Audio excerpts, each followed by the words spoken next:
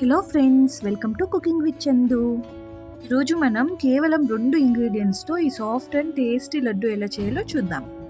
చాలా simple and టేస్టీగా ఈ లడ్డూనైతే మనం చేయొచ్చు.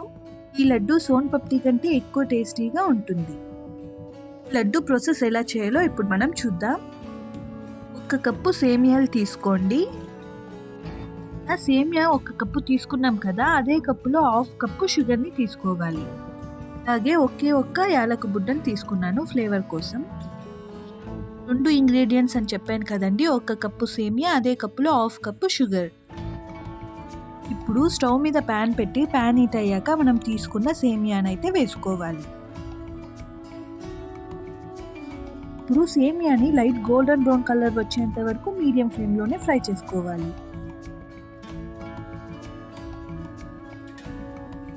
సేమియా అనేది మాడిపోకుండా మీడియం ఫ్లేమ్లోనే ఫ్రై చేసుకోండి.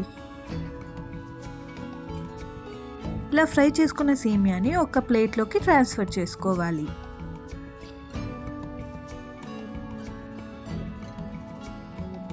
ఇలా ఒక ప్లేట్లోకి ట్రాన్స్ఫర్ చేసుకున్న తర్వాత చల్లారనివ్వండి. ఇప్పుడు సేమియా చల్లారిన తర్వాత ఒక మిక్సీ జార్ తీసుకొని అందులోకి వేసుకోవాలి.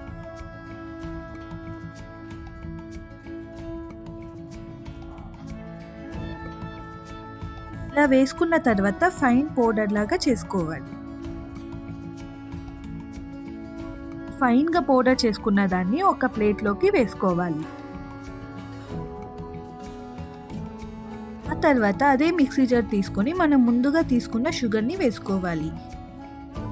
అలాగే ఒక యాలక బుడ్డని వేసుకొని ఫైన్గా పౌడర్ లాగా చేసుకోవాలి.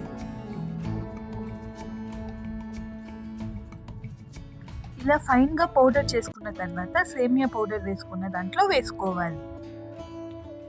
ఇప్పుడు సేమియా పౌడర్, షుగర్ పౌడర్ మొత్తం అంతా కలిసేలా కలుపుకోవాలి.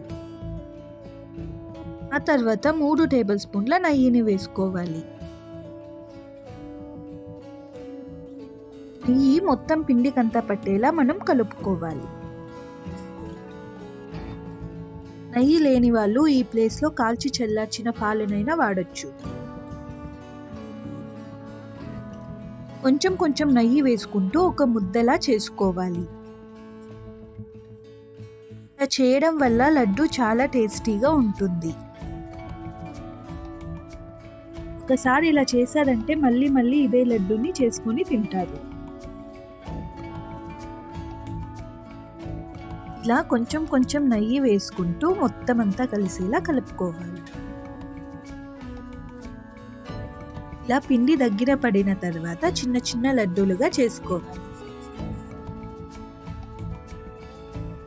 ఇలా చిన్న చిన్న లడ్డూలుగా చేసుకోండి.